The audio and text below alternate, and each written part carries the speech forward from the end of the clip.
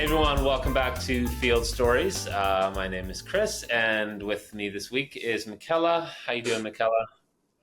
I'm doing pretty good. Happy to be here. Excited to finally have a weekend where I can actually sleep in. So that's kind of nice. Are you where are you? Are you back in Massachusetts now, or? Yeah, I'm in Mass right now. I'm back from Michigan. So Yeah, that's right. I forgot about that. Yeah, I was in Michigan last week visiting family.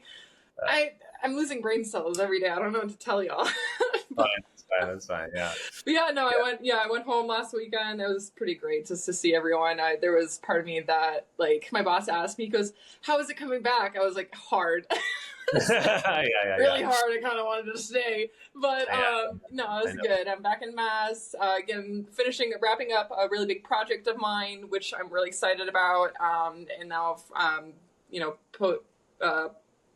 publish not posting up my data, Yeah. and then transitioning to fall season where all the herps are coming back out. So I'm actually really excited too. And yeah, what about you?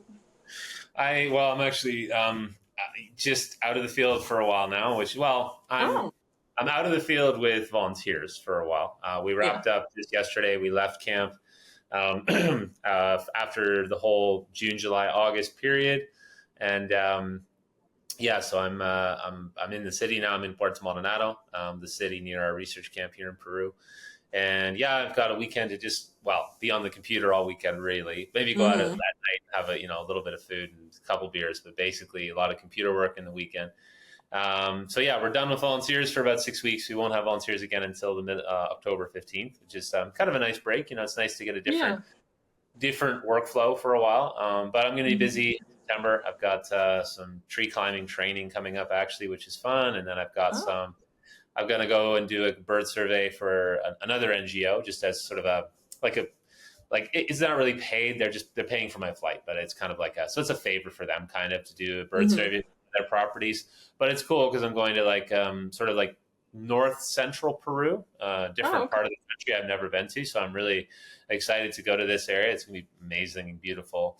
I've actually got a trip coming up later on in the month. So just to see a friend in Austria. So I've got a little bit of time to do some different work, different surveys, and Yeah. have a bit of a break from coordinating such a big team until we get back at it. Yeah. Yeah, it's nice. It's been this year's been very good so far. So yeah, that's where we're at, and I guess we should address our friend Nick, our long lost. He just Who? pops in once every 6 weeks. Yeah, who? I know you. I missed the only time that he's like came back too. The three of us have not been together since what, March? I don't remember. Yeah. I don't know. I think before I moved to Mass. Yeah, basically, Pretty yeah. sure. So Nick popped in with an episode. I guess recently. I don't know exactly when this episode's going to air. So it was recently. He had an Mm-hmm. episode with from when he was in Suriname. Mm-hmm. Um, and he was on one episode in Suriname, but he's left that continent. He went back home. He got to go see Crystal Palace play back home, and now Oh he's yeah. and now he's in Uganda. So he's in Uganda for the next few weeks. So the traveling man is at it. Hair is getting crazier. He's taken the boy band to Uganda. I know he loves it when I say that about his hair. So I'm just His gonna boy band.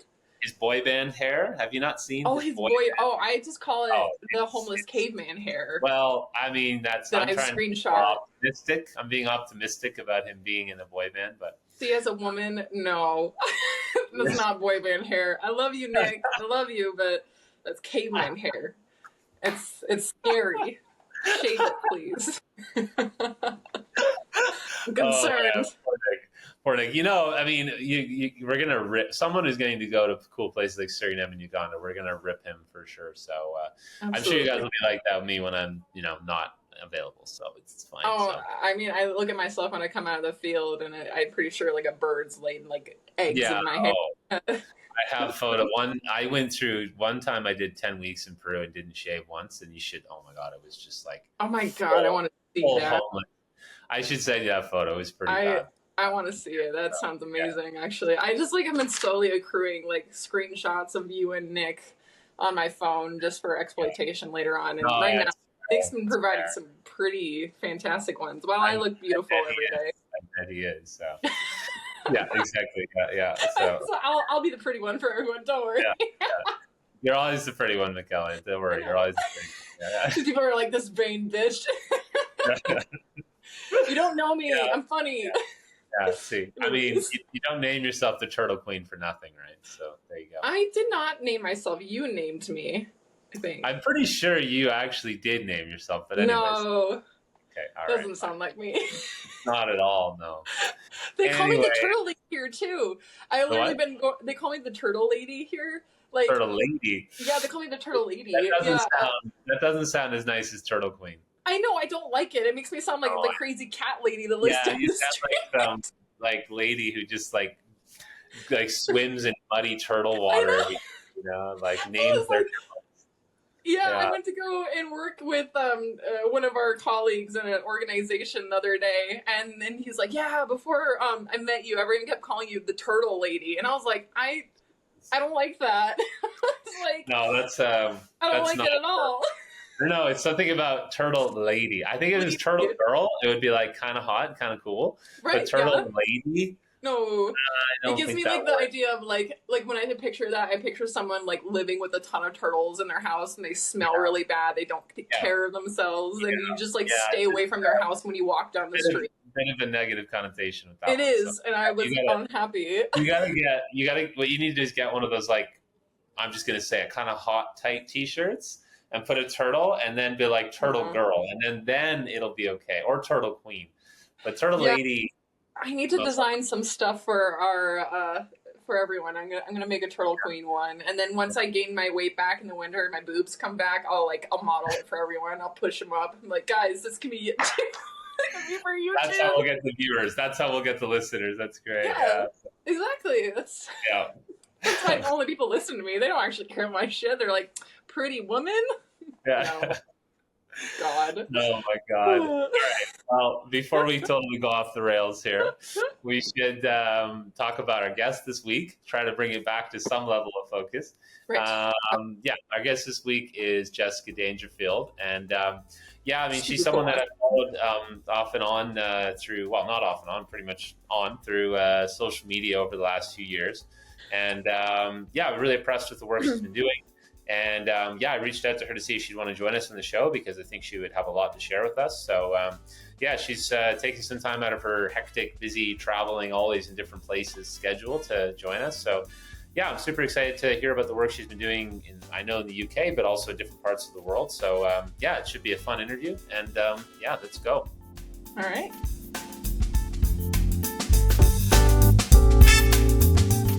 Hey everyone, welcome back to the show. And our guest this week is Jessica Dangerfield. I have to say, maybe the best last name we've had. I was just thinking that. Honestly, it sounds like a stage name. Your last name is probably not that. You probably just escaped somewhere and made this name, Dangerfield. It's just perfect. But anyway, you cannot take anyone else's last name either. I mean, honestly, it's staying. It's so far the best last name we've had. It'd be hard to top it. But so Jess is a bat ecologist and researcher, and also she's worked in bat rehab as well for the last 10 years. And, Jess is someone that I've sort of followed on social media, as a lot of our guests are, sort of seen the amazing work she's been doing, not only in the UK, but, across many different countries in the world now. And, I just thought it would be really cool to reach out and see if she wanted to share some of her history, some of her stories with us. And thankfully for us, she said yes. So, this is the first time that either myself or Michela have actually spoken to Jessica sort of live and digitally. And, we're really excited to get to know you and have you on the show. And, if you could give our listeners and viewers a little bit of background about yourself and your history, that would be awesome just to get started. Cool. Yeah. Okay. Well, thanks for having me, first of all. So I'm Jess. I started out, so I studied zoology when I was in university, quite a long time ago now. And I actually started out very much with the ambition of being like an entomologist, and was very into inverts. That's what I did in uni. I did my final year project was on something called a deep sea giant isopod, which is kind of like a giant woodlouse that lives at the bottom of the ocean, looking at genetics of those, which was pretty cool. And then I went out from that, and then I was working for Costa Rica for a bit, doing stuff primarily with butterflies. And then unfortunately in the UK we don't have an awful lot of jobs with, or certainly not then, this was like 10, 11 years ago with inverts. And so I ended up just trying to get involved with literally anything and everything. So I was volunteering, I think, at one point with about 10 different charities, NGOs, organizations doing like a whole range of stuff. So like habitat management stuff, by like wildlife surveys, all sorts of things. And one of the organisations I got involved with was my local bat group, which is, well, I have two kind of local bat groups, Cardiff bat group and the Vale of Glamorgan Bridge End bat group. And that was kind of the thing that kind of like took me. And I was very much adamant that I wouldn't be someone who worked with mammals when I was younger, because I think mammals do get an awful lot of attention, which is true, and bugs don't. And then I thought we'll do bats for a bit because they're really interesting. So we'll just do them for a bit and then we'll get back to the inverts. And I haven't as yet managed to get myself back to inverts. I've gone down a bit of a rabbit hole with bats and haven't come out the other side. So yeah. That's actually pretty funny that you kind of have moved over to the group that primarily eats the things that you well, that was one of my justifications. I was kind of like, well, if you look after bats and they mostly eat insects, then you're kind of looking after insects in the process. Maybe. Yeah, you're thinking of it holistically. That's what looking at ecosystem wide. Yeah. That's really cool. I mean, I guess the first question then is sort of, I mean, again, I could give you my reasons, but I'm curious for you, what is it that pulled you into bats then? Because like you said, a lot of mammals are really heavily researched and monitored. There's just a lot of people working on mammals. And what is it that sort of pulled you into bats? What hooked you with them that made you want to keep going? I think it was actually in a way when I got involved with the rehab side of bats, because seeing bats actually up close, like I think through the rehab was the first time I kind of saw a bat actually up close. And like they're just insane, and like the more you learn, they're extremely long lived. They're this tiny animal, like, well, for us in the UK they're tiny animals, they're only sort of like this big, yet like it's a mammal that has not exactly the same but very similar body to ours. That has all the kind of same functions, giving birth to live young. And it's just the more I learn about them, and yet can do these massive, like, long distances. Actually, the fastest animal or mammal is a bat species. Like, you just learn more and more things that surprise you about them. And you're like, oh, I didn't realize that. And also how much there is to kind of still learn about bats. Like, even in the UK, where we have, like, quite a lot of people that work with bats, and we're a relatively wealthy country. We've got a lot of charities that care about mammals and bats, and yet we still just don't really know a lot of, like, even quite basic information about some of our species. So I think it was kind of that of, like, being, like, getting a bit hooked and then being like, oh, well, there's this question, and I want to answer this question. And then it just, it's just gone from one thing to another, really. Yeah, no, that's, I mean, that pretty much sums it up for me often as well. Yeah, they're amazing group. And I sort of resonate with what you said about the more you know about them, the more you just kind of want to know more and the more you fall in love with them. One thing that for some of our viewers or listeners, might be working in the United States or some other part of the world, maybe you could talk a little bit about, I guess, how extensive bat research, bat rehabilitation, and just bat work in general is in the UK, because I think that for a lot of people who've never been there and never had connections with friends or colleagues in that, that country, that region, it's really pretty surprising how big of a deal sort of that bats are in the UK. And maybe you could talk a bit more about that a little bit, maybe a bit of the history of it a bit, if that's something you're comfortable with, and then a bit about where we're at today.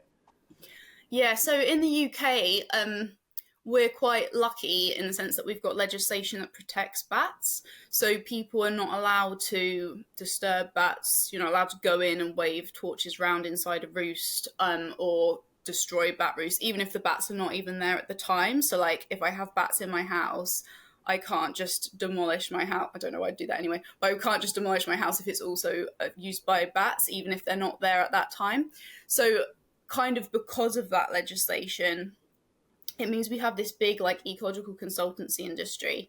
And I think also the UK as well, aside from that industry, we also do just have a lot of people that are interested in wildlife. I think that is just quite a big part of the culture. Like, there's a lot of, like, birds are protected, nesting birds are protected, but not to the same extent as bats. But there's a lot of people that love birds here and go birding and twitchers and all of that. So I think, like, we are just a country of people that do really like wildlife generally in certain areas. There are people that don't like wildlife, but yeah, so with the bats, I think because we've got this big ecological consultancy industry that's kind of off the back of protected species, it means you get a lot of people who are interested in going out and learning more about bats for work. And then we also do have people who are just interested in bats because they're just interested when they realise that bat groups exist. But I'm not sure if we would have the bat groups the way that we have them if we didn't have that ecological consultancy industry, because so many people come out seeking, it kind of keeps them alive in a way. People coming out trying to seek skills for work keeps it active, keeps events going on, keeps you having lots of volunteers to come and help with different projects that you run and things like that. So yeah, I think it's kind of like a mixture of things. But yeah, we're quite lucky. It means that most places, like pretty much every county, has a bat group. They're not always all that active because they're run by volunteers. So like I'm the chair of the Vale of Glamorgan and Bridge End bat group. It's a bit of a mouthful. And I'm very active because I do a lot of bat projects, but say some of the other bat groups, it just depends what's going on in people's lives. Like, and obviously if people move out of the area or they might have kids or something else going on in their life, then that means that sometimes those bat groups kind of go a bit quiet. So like I always suggest to people that you try and get involved with a few different bat groups in your area because they all do different kinds of things as well. So like some like areas like Gloucester and stuff, they've got loads of caving surveys, but we don't really have that because we don't have a lot of caves in Cardiff, for example. So if you join Cardiff Bat Group, you won't be doing loads of caving. So it's kind of good. You can travel around a bit and see all different. And obviously we've got different species in different parts of the UK as well. So if you want to see horseshoe bats, you really kind of want to be over here where I am, like Wales and southwest England, and things like that. So yeah, it's kind of bizarre, but it's also really, really cool that we've got all these different groups of people going out wanting to do stuff with bats just for fun, really. Yeah, it's quite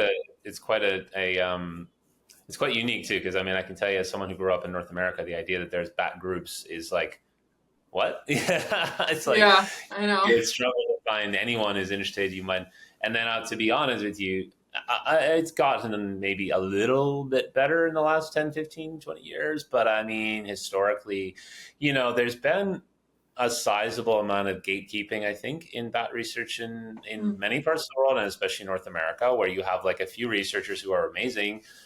And whether they intend to do it or whether it's their schedule, I don't know. It depends on the situation, the region, and the people. But there feels like there's not this avenue, this road for people to get into it easily. And you kind of have to make your own way or push or be fortunate enough to have it through an institution or a university. But like, it's really cool that in the UK, there just seems to be this ability for even the average person to just kind of be like, hey, I'd really like to be involved. Can I help? And that, it kind of, I think even in your case, it's a good example. You didn't come to it loving bats, but you developed this love because you were given, through whatever reason, some opportunity to start doing it. And then it's developed into this. So yeah, I think it's really cool. I mean, again, the UK has got a lot of things about its environment and other things that are, historically not great. We know that, but I do think there's a lot of really cool and inspiring work that is done by groups of people for sure. So that's really awesome. Thank you for explaining that, Jess.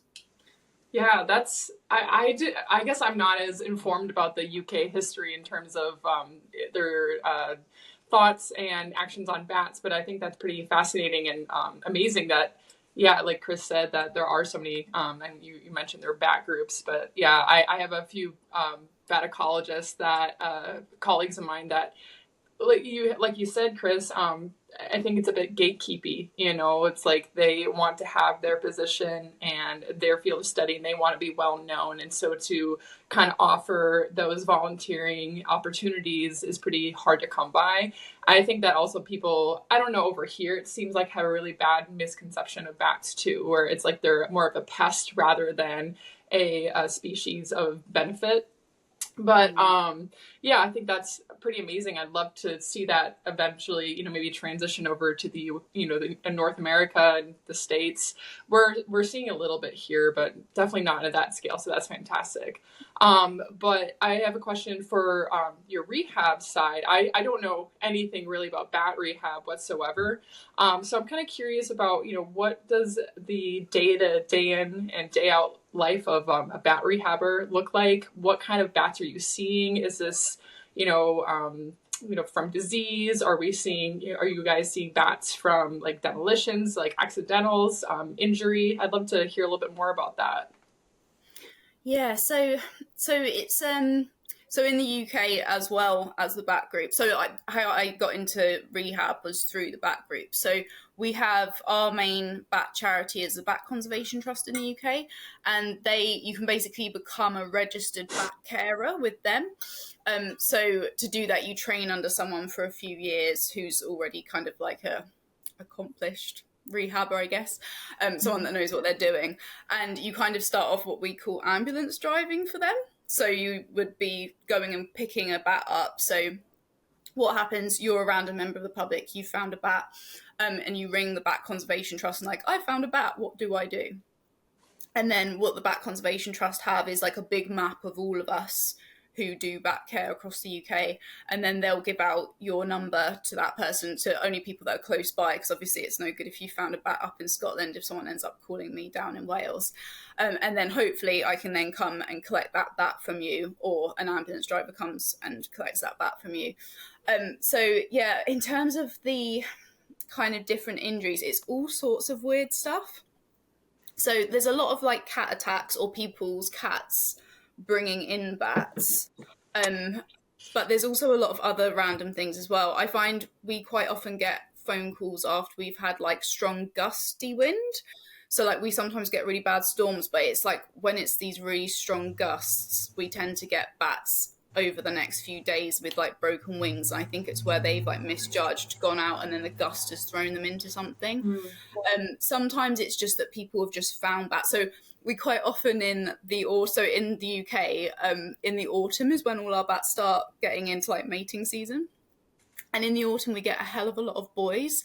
And I think it's where they're a bit overexcited, putting all their energy into trying to attract females, and they don't really look after themselves. And most of the time they're fine. They're just really dehydrated, and people just find them like exposed on walls, like knackered, and then we come and sort them out, and a few days later they're fine and they can go again.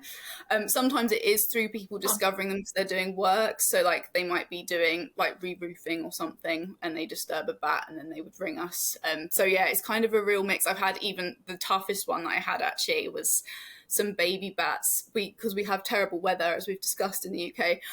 We had a really bad summer a couple of years ago. I mean, every summer's bad, but we had a particularly bad one where this family had put their fire on in the summer months when our bats are having their babies, and they didn't know that they had a maternity roost in their house, and two of the babies fell down and they got burnt on the chimney stack. They were really, really tough to look after, because and one of them, like, normally bat membranes can repair really, really well and really, really quickly, but not from burn injuries. So like, unfortunately, one of them's wing was like just too badly damaged and wasn't ever going to repair. But yeah, so it's a real like mixed bag of all sorts of stuff. Like it's always a surprise with bat rehab what you're going to get. When you when you have these bats that you have like wings, like you said, that are not able to repair, do you have a place where you let them, reside for the rest of their lives? Because I'm assuming they can't be returned back to the wild. Yeah, so it depends a bit on the bat. So some injuries might be just too horrendous that we can't really do anything about it. It will never go to the wild. And in some situations we do euthanize them, just because it's especially because I see amazing stuff of people doing like operations and things on bats in some parts of the world, but they're generally larger species of bat. But because a lot of what we're getting is like pipistrelle bats, so they're like teeny tiny 4-gram jobs. And it's quite difficult, and you've also got to find a vet. Like, I'm not going to start operating, like I'm not qualified to do that, so you'd have to find a vet that's happy to operate and try it, and the prognosis is not usually very good with those tiny bats, and it's very difficult to operate on bats because they've got a really, really fast metabolism, so they metabolize the anesthesia very quickly, which means they wake up during the operation, or it can go the other way, and if you give them too much you kill them with the anesthetic.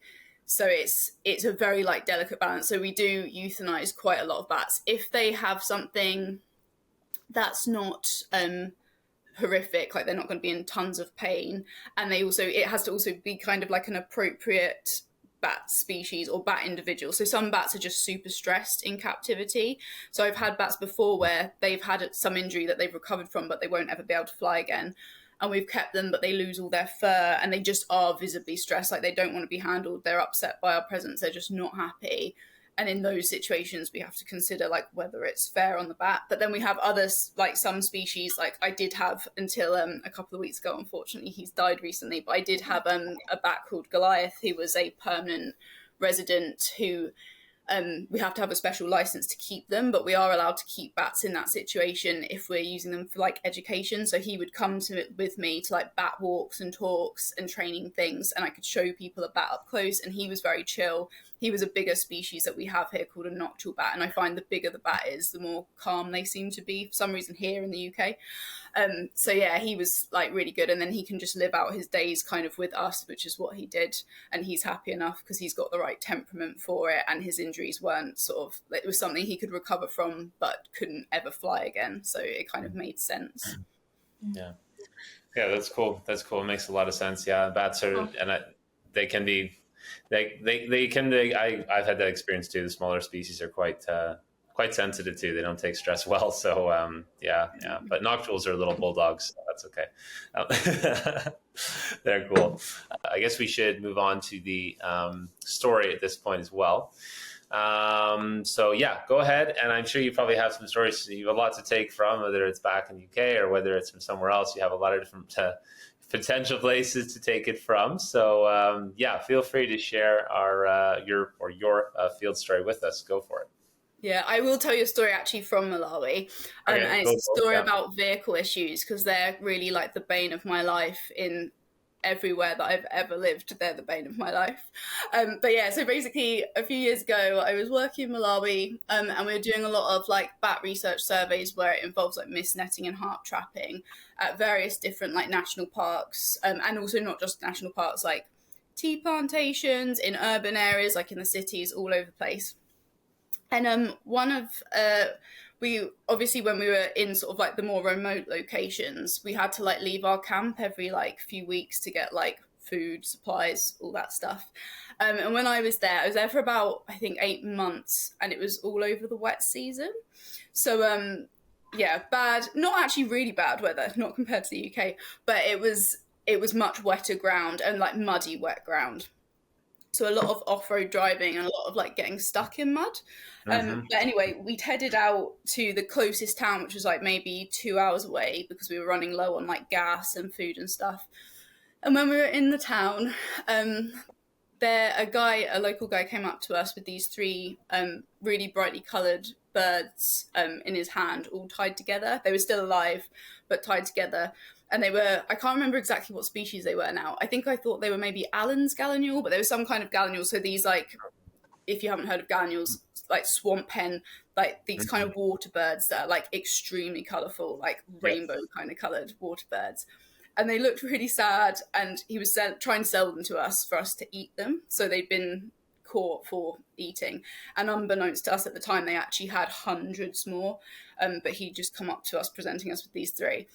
Which obviously you shouldn't buy these things because it encourages it. But one of the people I was with at the time was a birder, and she looked at me and she was like, "We can't leave them."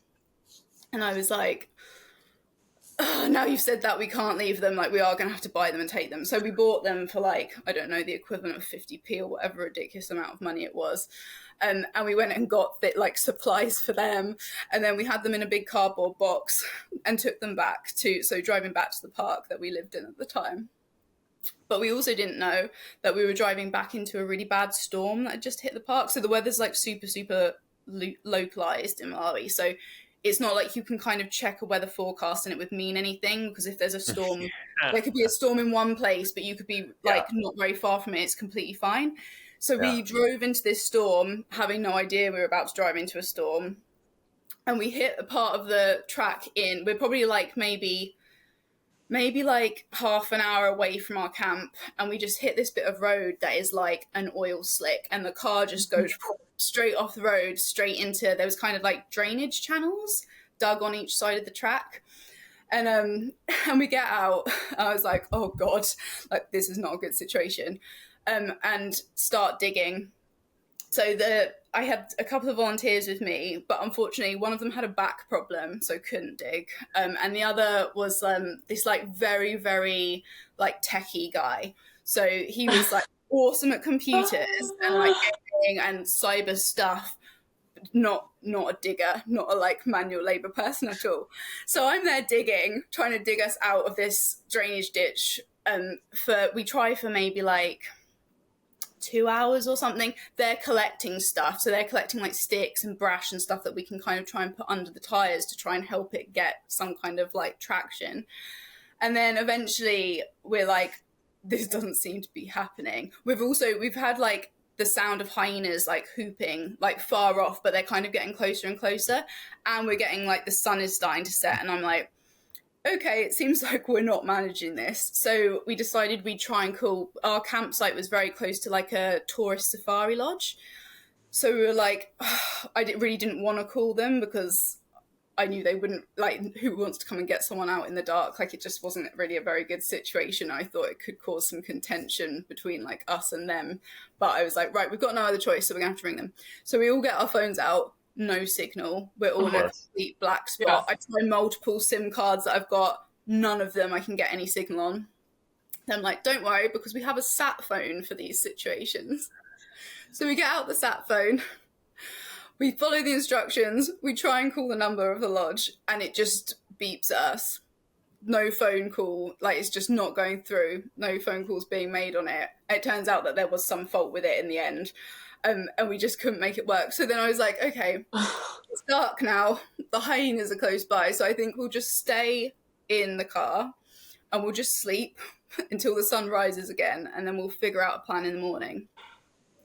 But it was a bit stressful because we were in the wet season, we didn't have lots. So if it was the dry season, there's loads of tourists going backwards and forwards on this road. So we would have been found like quite quickly.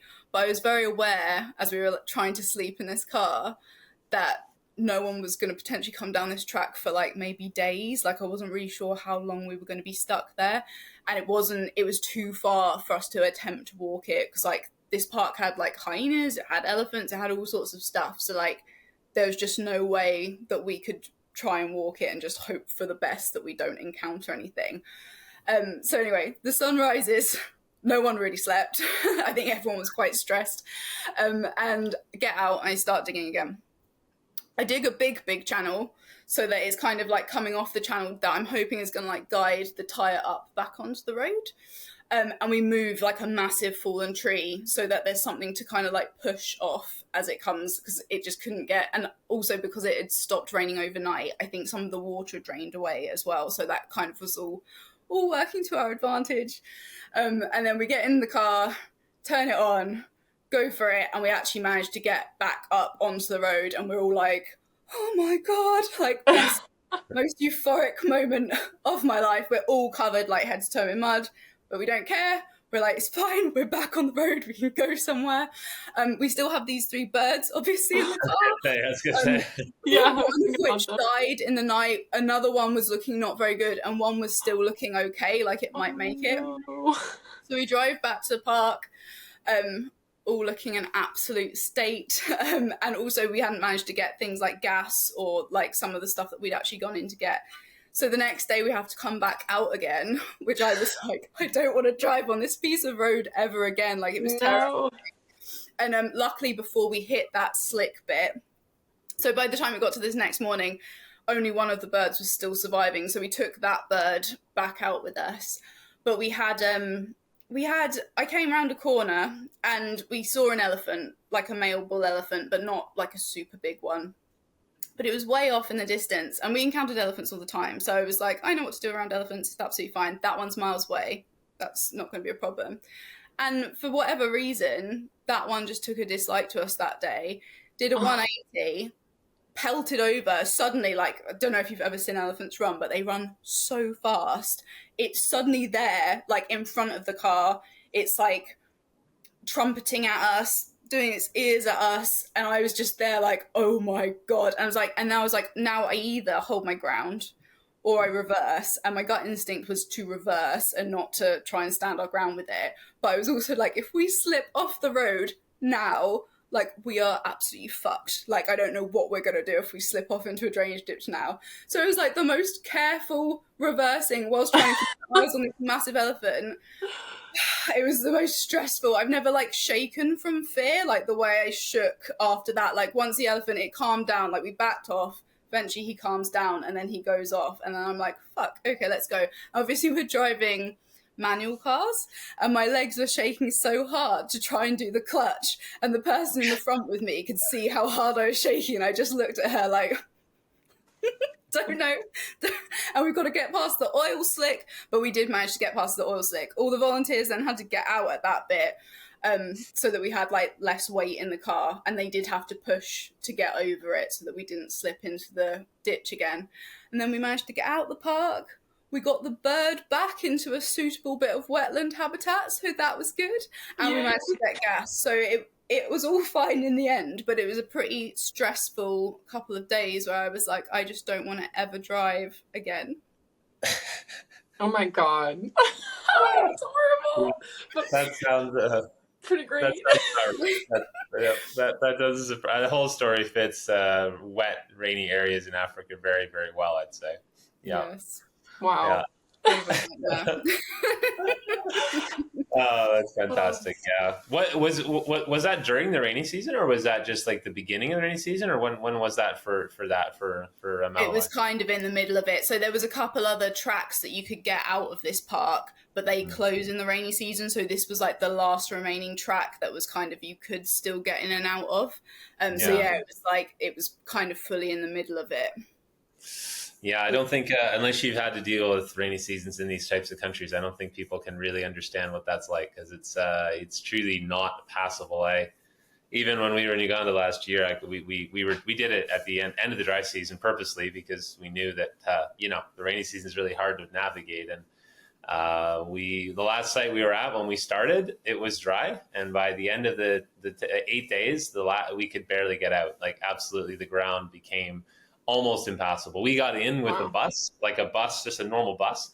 And by the time we got out, it took 5 trips with a four-wheel drive vehicle to get people out, like one trip back, because the bus would have flipped, actually, let alone getting, in. It would have actually probably flipped. So, and that happened in 8 days. It just like a switch, the ground completely changed. So I can envision what you're saying completely. It's, sounds fun. Again, perfect. It's exactly the type of story we wanted to get from you. That's perfect. It was pretty gold. Yeah, that's it. Exactly. Yeah. How did you find out that guy had like 100 more of those birds? Did you end up going back, or? I just saw them. I saw them after we'd bought the 3 that he had in his hand. Like, we went back to because we'd parked somewhere, and as we were walking back, I saw down a lane that they had loads of them, and I was that's devastating. Yeah. I mean, it doesn't surprise me though, but yeah. Still. But at least you saved one. Yeah. We saved one. You saved one. Yeah. We tried. Good try. Yeah. Well, that was awesome, Jess. Thank you so much for taking the time today to join us. We'll wrap it up for now. But as we say, I think with all of our guests, we'll probably have you on again sometime in the future to share more stories of different areas in the world you're working in and different projects. So, it was awesome. Thank you so much for taking the time, and we really enjoyed it. And truly, we'll see you again in the future, I'm sure. No worries. Thanks for having me. Yeah, absolutely. Thank you. Bye. All right. Well, that was great. I mean, she was, again, an awesome guest. I think we have a very good track record with good guests. And really enjoyed listening to her speak. I think, there's a lot of things to sort of highlight about the interview, but I think it's probably good for some of our listeners, some of our viewers who aren't familiar with, bat work across the UK, to sort of get a bit of an idea of how extensive it really is. Because again, a lot of people I speak to who, are from North America or other parts of the world really almost can't believe how big of I guess I would say industry. It sounds really bad when you said that, but I guess network is a better way to put it, about work, research, volunteers. And it's really cool. I mean, I've often said that jokingly that Europe and the UK got a head start on sort of destroying their environment. But they've also, in many places, and many people have also gotten sort of ahead of the curve of trying to be environmentally conscious and trying to do rehabilitation work for habitat and protection work. A lot of the laws are much more strict about protection of wildlife. It's clearly not perfect. I'm sure there's improvements that can be made. But when I compare Europe and the UK and their environmental protection to a lot of North American area, regions, countries, states, provinces. I think it's actually pretty good in many ways. So yeah, it was really cool to hear her explain that, and for other people listening to get an idea of what it's like over there. Yeah, absolutely. I mean, I learned, I'm going to say I'm one of those people that I had no idea too. I was quite in the dark on how extensive it is, the impact, conservation has on bats, and all these people, all the volunteer opportunities, surely, and we don't have that here. And I think there's just, she really did highlight a good point about how there is, unfortunately, after COVID, a big misconception and a lot of misinformation on bats. And so I think she's doing a wonderful job in educating people about, the importance of bats, not only in the UK, but in all these other countries that she is visiting. And so I'm really excited to see her work up and coming in India. I'm really curious to see, the results that they're going to be finding on terms of like fire management, and just the different tide levels and salt levels on bats and their presence within the mangroves. And so, and then just, learning about what it's like to be a rehabber for bats too. That's something also I find to be very intriguing. I feel that here sometimes, at least from what I've seen, is a lot of rehabbers are also, when she was talking about being gatekeepy, they're very gatekeepy here too. And it seems that everyone has the same prerogative over there, where you want to learn, you start off somewhere, and everyone has the same goal in mind. And so I think she just was very well articulate in her experience, and just, all the work that she's doing. And it was very fascinating just to listen to her. Yeah, no, it's really cool, really cool. So there's I feel like there was so many different questions we couldn't even get to with her, as always. I know, so, I wanted to keep going, honestly. I was like, I had more. Yeah. I think, as always, we'll definitely want to, have her on again in the future. Maybe after her next trip to India, it would be great to chat with her again. And I also thought her story was, I can very much picture what that's like. I mean, as I was saying in the interview, like some of the roads, I do think, I guess here in the Amazon, here in Peru, we get roads that are muddy, but I feel like, granted, my experience in Africa is a bit limited. It was 2.5 months. It's not 20 years. I admit this. But, one thing about the roads here in Peru in the rain is that it's such I don't know how to put it. Like, it's such a normal thing to have rain here, that the transition between rainy and dry season is not, I don't think, as big as it is in some parts of Africa. And in that way, you can almost always find a way to get a vehicle through roads here. I know that sounds strange, but we usually can actually make it happen. So driving around here in the rainy season, it's challenging, but it's, it's passable. Right. My experience when I was there in Uganda, which of course is not, Malawi, but it's sort of similar, is that, it's another world. Like, the roads just are not passable. There's something about the soil, at least where we were in Uganda, the soil just becomes, to me, it felt like ash that's wet. Weird. So, like, it's so incredibly muddy, and it's a weird mud. Like, I was walking on it with shoes, and I had this much, like, I'm talking 4 or 5 inches of mud caked up on my shoes as I walked. And it sticks, and you can try to drive a tire through that. It's just impossible. That's crazy. So I can completely understand, her story, and how, roads just aren't passable. Not like they're hard, but like just not passable. Yeah. And then the idea of having I spoke to one of our friends and colleagues in Uganda, and she was telling me about, I should get her on the show one day actually, but anyway, she was telling me about stories of encountering elephants on the road before, and how to handle it and what to do. And it's not a rare story. I think one thing that's really funny, I laugh sometimes, volunteers come here to the Amazon, and they have all this idea of it's such a scary place, and the animals, and really, if you know what you're doing and you follow the rules, right, it's not that bad. But Africa is another story, because you do have an elephant that could just kill you. You have, hyenas that if you're out there changing a tire, they could actually attack you. Like, this is legit, like, these are real things. So, yeah. So that story certainly resonated with me. I can understand sort of a bit of what she was feeling in that moment, for sure. I know. I can't say I can compare, as I have never been there, but, just to hear her talking about how shaken up she was. And, I feel that, like, a lot of people will hear, oh, an elephant on the road. Elephants are all so kind and caring and gentle. And it's like, no, like the males can be very aggressive. Yeah. And that, let's do it again. But sorry. For anyone listening, we have to explain that Michela's you're on your iPad, right? Yeah. And this iPad has this creepy auto follow feature where, and it's like a stalker, and periodically it just does this weird zoom in on your other parts of your body. Yes. And then earlier it was like zooming in on your whatever weird avocado pancake thing.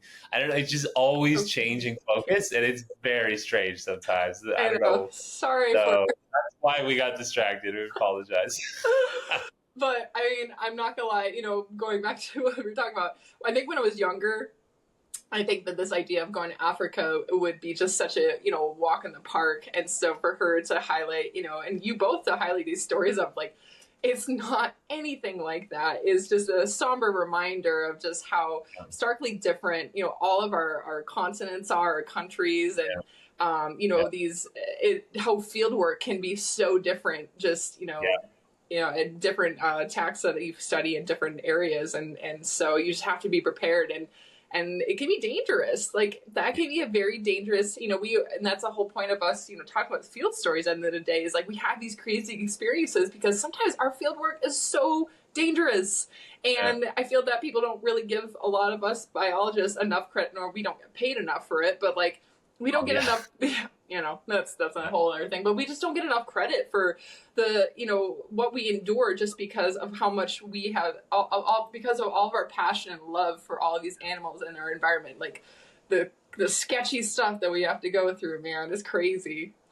Yeah, no, absolutely. And then that's, like you said, that's the whole sort of inspiration for the show and trying to share these stories. So I suspect that, she could probably have 4 or 5 or 6 more similar stories, and I think most of our guests could as well. So, hilarious. So, anyways, we should, almost being killed by an elephant. Hilarious. But, anyways, we should wrap it up, and we'll be sure to like the episode, follow us, all that spiel that Nick usually does. Make sure you follow Jessica on Instagram as well. For those of you who follow us on Instagram, we'll be sharing and posting links to her account because she's got a lot of cool content on her social media as well.